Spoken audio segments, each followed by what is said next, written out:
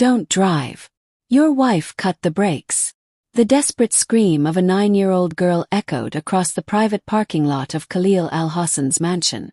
Khalil, 42, one of the richest Arab businessmen in New York, had just settled into the driver's seat of his navy blue Lamborghini when the barefoot child burst past security. Her clothes were torn, her face pale, and her voice cracked with terror. Security guard Thomas moved instantly, intercepting her with rough hands. "Get out of here now, you little brat," he barked, grabbing her thin arm. But the girl fought with desperate strength, thrashing free enough to shout again toward the car. "Sir, please. Your wife cut the brakes. You're going to die." Khalil froze, his hand lingering on the ignition switch. The words sliced through him like ice.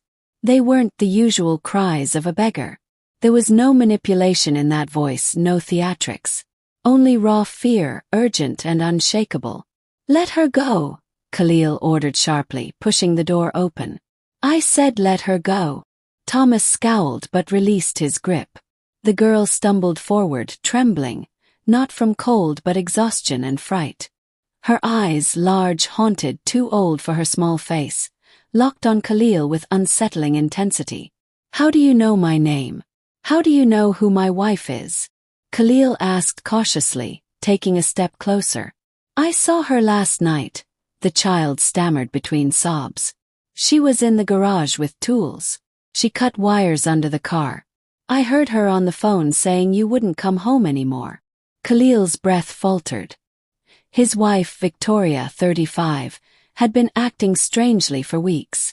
She'd cancelled their anniversary trip with vague excuses about her health. She spent long nights whispering into her phone, retreating into shadows. And right now she was upstairs in bed, supposedly too ill to walk. "You're lying," Khalil said, though his own voice betrayed his doubt. "I don't lie about this," the girl cried, tears streaking through the dirt on her cheeks. "My parents died like that. Someone cut their brakes 2 years ago. I was in the back seat. I know what it feels like." A heavy silence blanketed the lot. Thomas shifted uncomfortably, clearly itching to throw her out but unnerved by his employer's hesitation. "What's your name?" Khalil asked, softer now. "Amira," she whispered, wiping her nose on her ragged sleeve. "Amira Johnson. I sleep behind your wall sometimes." That's how I saw it. For the first time, Khalil truly looked at her. Her tangled curly hair. The oversized clothes that swallowed her frail body. Bare feet covered in bruises. She was the picture of neglect. But it was her eyes that unsettled him most. Eyes that had witnessed horrors no child should ever bear. "Thomas," Khalil said firmly. "Check the car. Now." "Sir, this is ridiculous," the guard protested. "She's just some street kid." "Now!" Khalil roared, making both the guard and the girl flinch. As Thomas stalked reluctantly toward the garage, Khalil crouched down before Amira. His gaze searched her face. "If you're lying, I'll call the police. But if you're telling the truth," he paused, swallowing hard, "then I owe you my life." Moments later, Thomas's voice rang out from the garage, shaken and high. "Mr. Al-Hassan, something's wrong here. The brake cables, they've been cut." The world tilted beneath Khalil's feet. His pulse thundered. If he had driven off toward his downtown meeting, barreling down that steep descent on Fifth Avenue, he would be dead within minutes. "How did you know?" Khalil whispered. "Because I promised I'd never let it happen to anyone again," Amira said, her small hand clutching something in her pocket. She pulled out a tattered teddy bear with one missing eye. "My parents always told me, we should protect people, even when no one protects us." Khalil's throat tightened. Saved by a child society had abandoned, betrayed by the woman he shared his bed with, this was no coincidence. It was the beginning of a revelation that would shatter everything he thought he knew about trust and family. 2 hours later, Khalil sat in a quiet cafe in Brooklyn. The hum of conversation and clinking dishes surrounded him, but his focus was on the small girl across the table. Amira devoured a sandwich with the hunger of someone who hadn't eaten in days. Every bite was frantic, crumbs scattering on the plate, but there was relief in her eyes, a temporary reprieve from the streets and the fear she carried. Khalil folded his hands, watching her with a strange mixture of gratitude and disbelief. This child had saved his life, yet the weight of her warning pressed heavily on his mind. His wife. His own wife. Amira, Khalil said gently, waiting for her to look up. Tell me exactly what you saw last night. She stopped chewing, glancing around the cafe nervously as if someone might be listening. Her small shoulders tensed. I sleep behind the wall of your house, she whispered. Because it's safe. Nobody bothers me there. Yesterday, I woke up to a noise in the garage. What kind of noise? Metal banging, she said quickly. Like when my dad used to fix cars. Her eyes watered as she remembered. I looked through the crack in the wall and saw a blonde woman under your car with a toolbox. She kept looking around, real nervous. Khalil felt a knot in his stomach. Victoria had sworn she'd been in bed with a headache all night. Are you sure it was my wife? He pressed.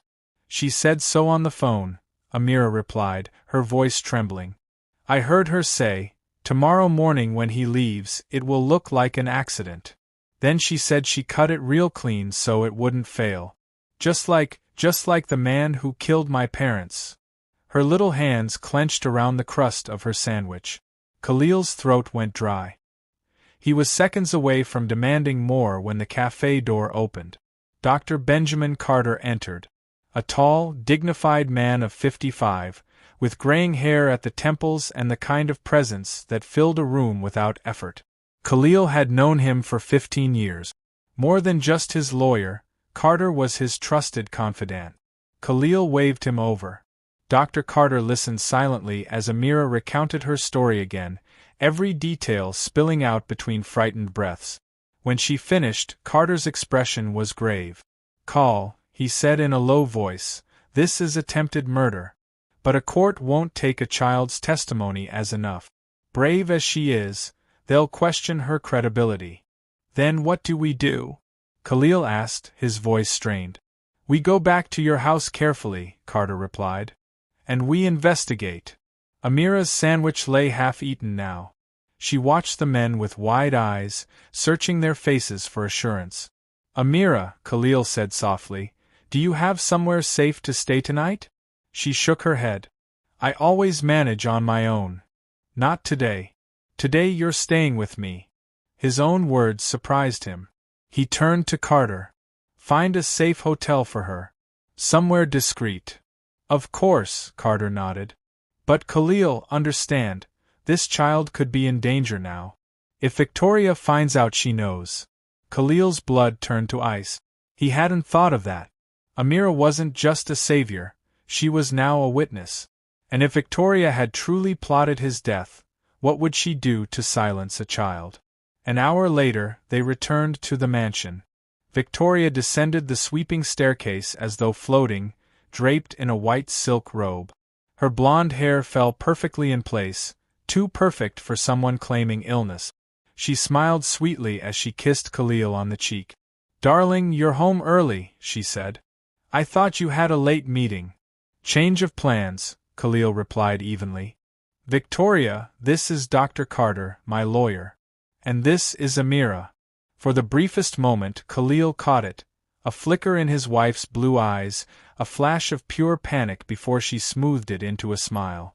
A child, she said lightly, her voice forced. Why is there a dirty child in our house? She saved my life today, Khalil answered, his gaze locked on hers, studying every twitch of her face. What do you mean? Victoria's tone was pitched too high, like a string pulled taut. The brakes on the Lamborghini were sabotaged. Someone cut the cables last night. Victoria pressed her hand to her chest, gasping theatrically. My God, that's terrible. Who would do such a thing? Behind him, Amira shrank, hiding behind Khalil's back, her small hands trembling against his jacket. We don't know yet, Khalil lied smoothly. But we'll find out. Dr. Carter will lead the investigation. Yes, of course, Victoria stammered. I need to lie down. I feel dizzy from this news. Without waiting for a reply, she turned and hurried upstairs. As soon as she vanished, Carter leaned in close. She's lying, he whispered. Body language, micro-expressions, everything screams guilt. I know, Khalil muttered. The question is why. Carter set his briefcase on the table and flipped it open. While you were at the cafe, I did some checking. Khalil, your wife took out a life insurance policy in your name. Worth $10 million. 3 months ago. The words hit like a blow to the chest. 10 million. Khalil said, stunned. I didn't sign anything. Your signature is there. But look. Carter slid the paper closer, pointing at the watermark. A professional forgery. Before Khalil could process the revelation, Amira tugged at his sleeve. Her whisper was sharp with fear. Sir, the woman upstairs. She's coming back down. And she's got something in her hand. Both men turned.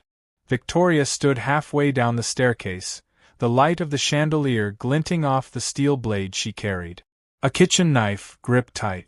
Victoria, Khalil said, his voice calm but taut with tension, what are you doing? Her smile twisted into something darker. You know, don't you? She said, descending step by step. That damn child ruined everything.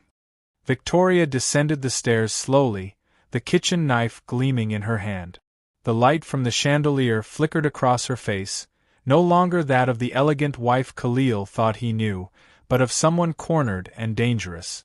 You know, don't you? She hissed, her eyes flashing. That damn child ruined everything.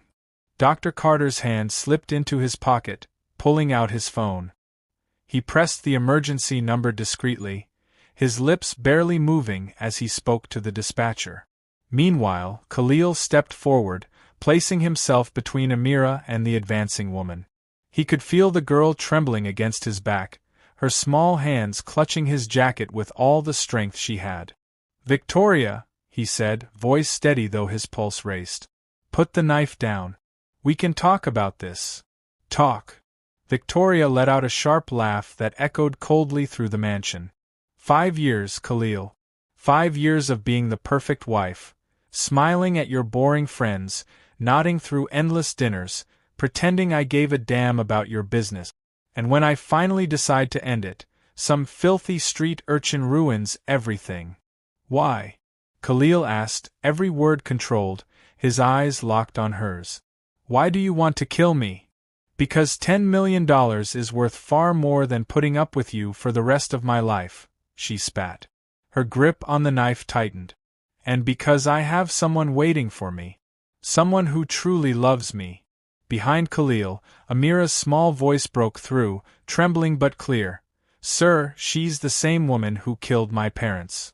The words landed like a thunderclap. Khalil's blood ran cold. He turned slightly, stunned, but Amira's eyes were fierce now, fueled by memories too painful to silence. What did you say, you little rat?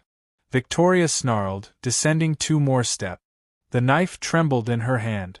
You killed my parents, Amira said louder this time, her voice steady despite the tears streaming down her face. I remember your face. You were at their funeral, pretending to be a reporter. Khalil's stomach dropped. His whole world spun as the pieces began to lock together. He faced Victoria, no, the stranger before him, and demanded, Victoria, is this true? Of course not, she shouted.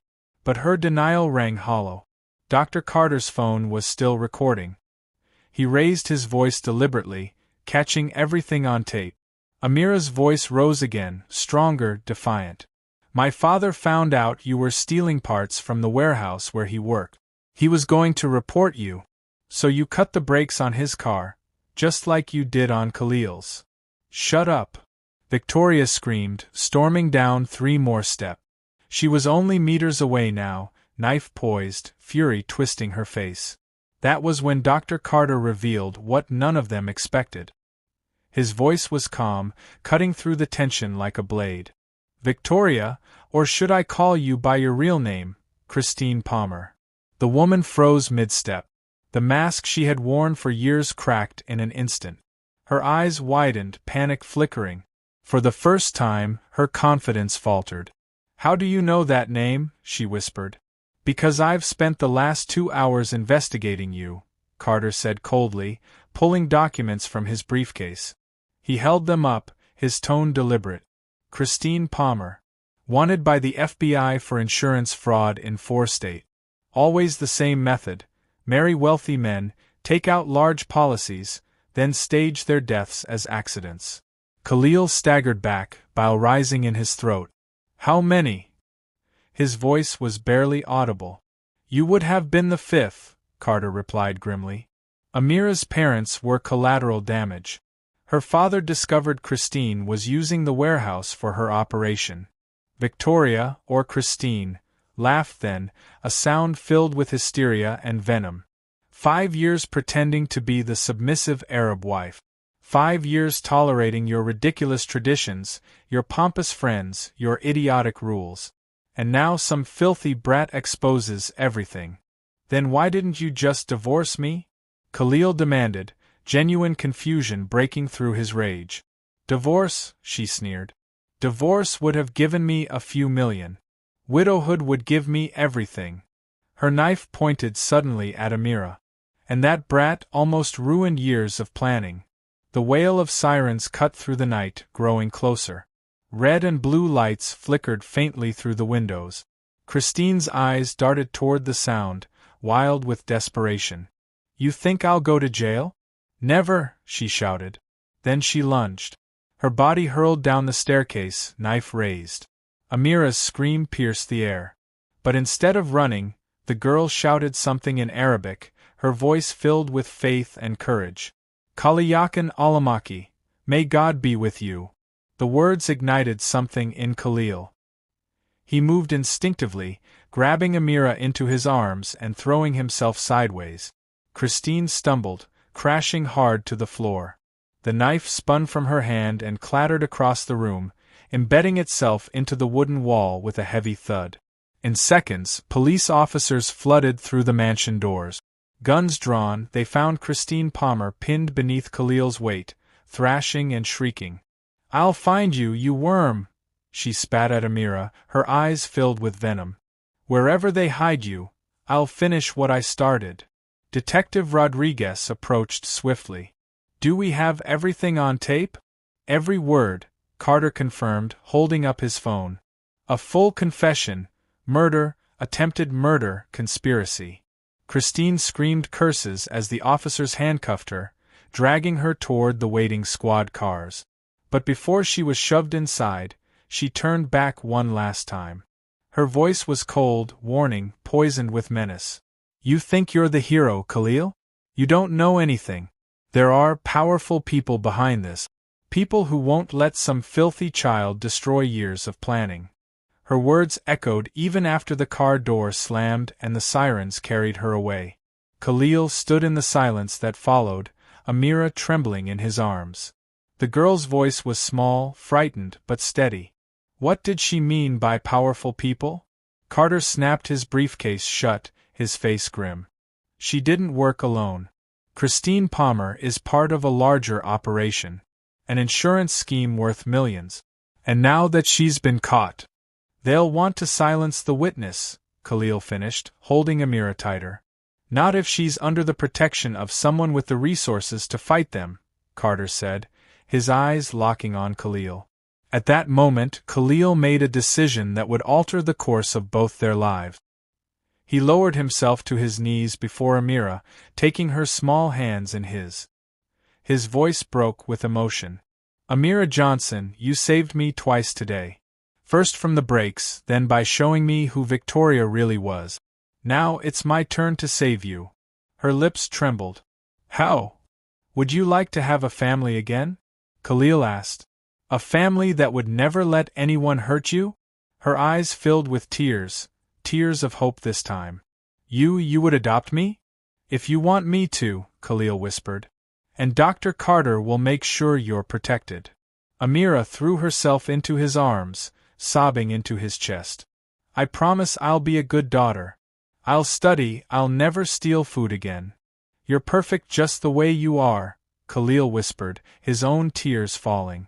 "You're the bravest daughter I could ever ask for." 6 months later, the Manhattan federal court was packed. Reporters crowded the benches, their pens and cameras ready to capture the end of a scandal that had shaken the city's elite. At the defense table sat Christine Palmer, no longer the refined wife Khalil had once known, but a hollow figure in an orange prison jumpsuit. Her blonde hair was dull now, her beauty stripped away by sleepless nights and iron bars.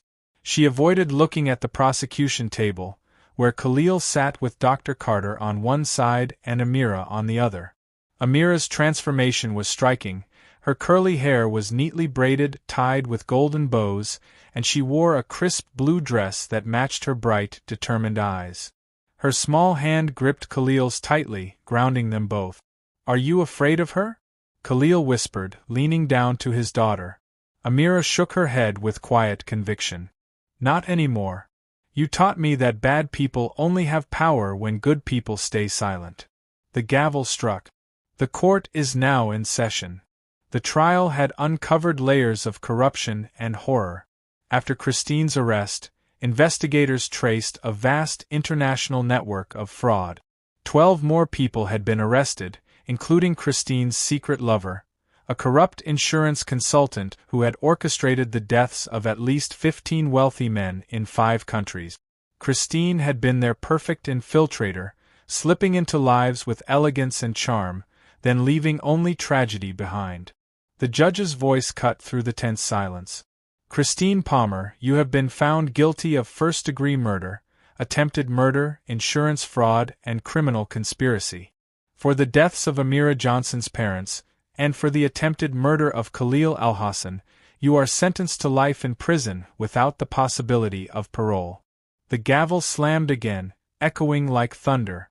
Christine finally lifted her gaze, locking eyes with Amira.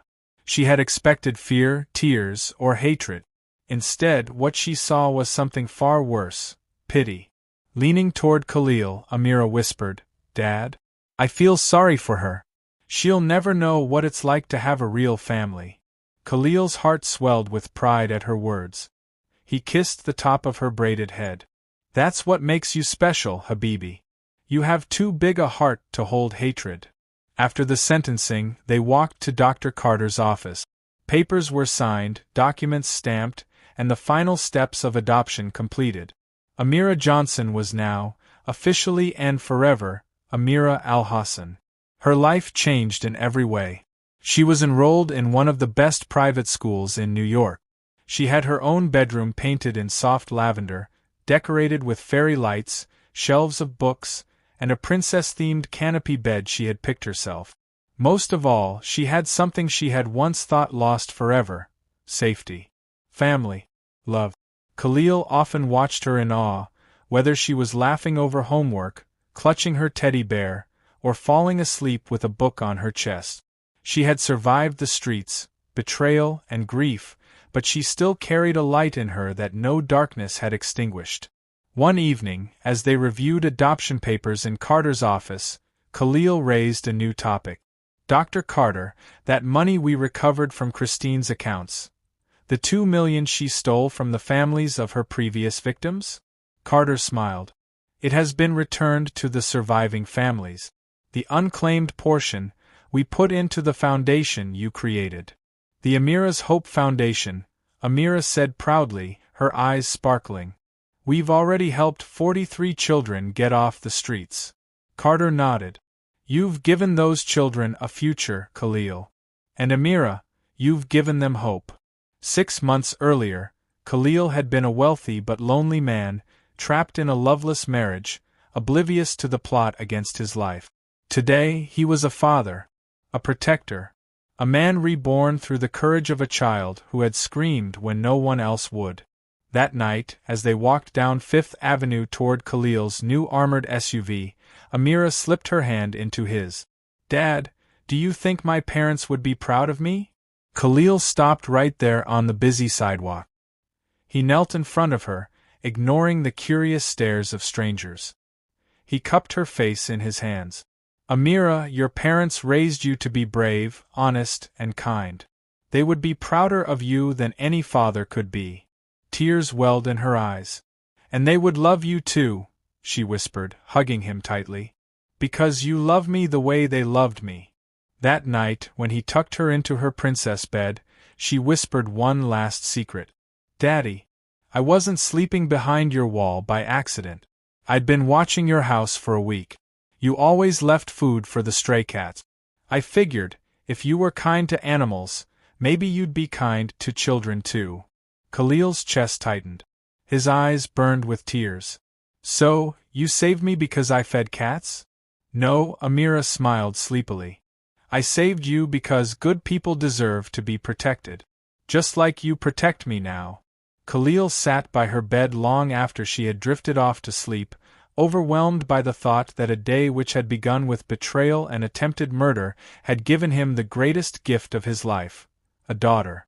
A year and a half later, Khalil stood on stage at an international conference on children's rights. The hall was filled with dignitaries, activists, and reporters from around the world.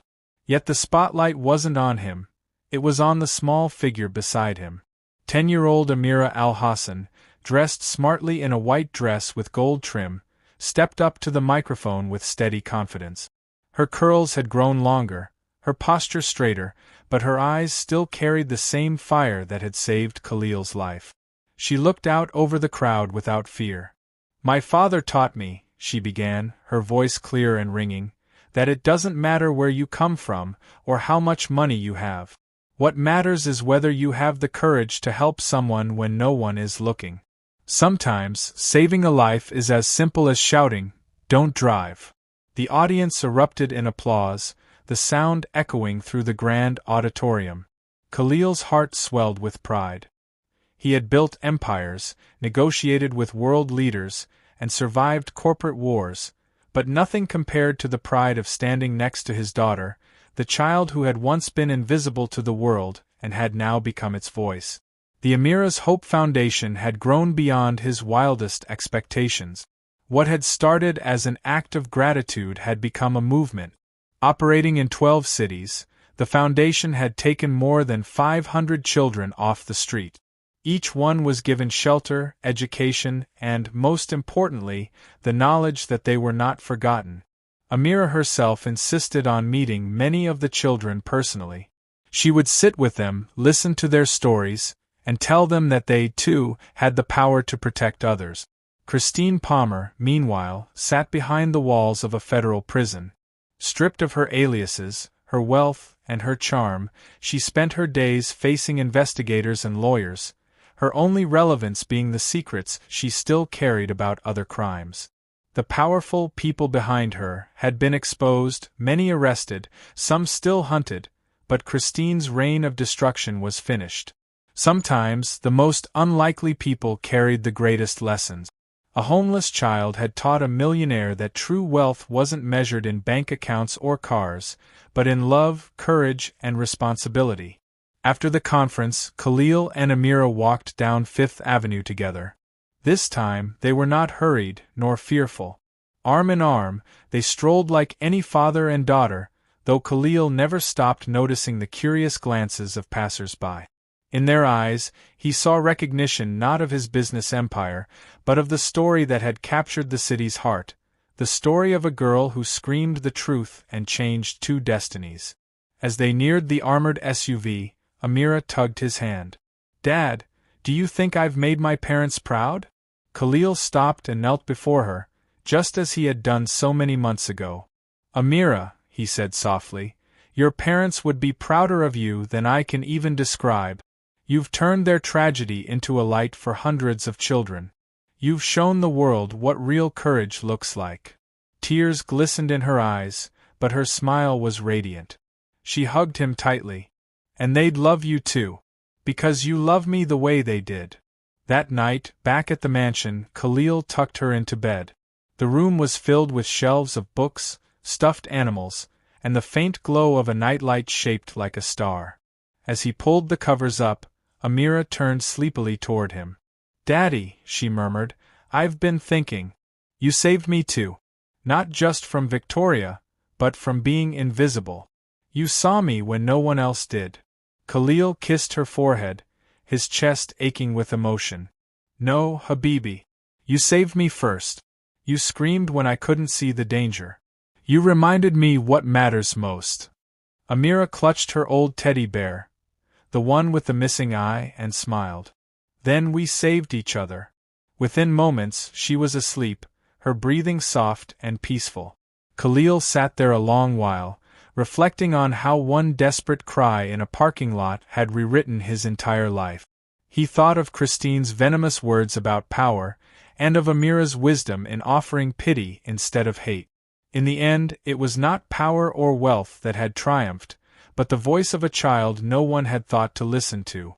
The Foundation's motto, now printed on banners in shelters around the world, came directly from Amira herself.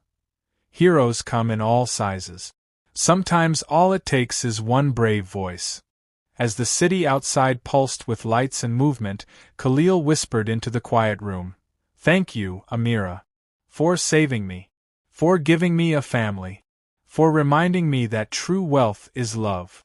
And with that, he turned off the light, leaving his daughter safe, loved, and finally home.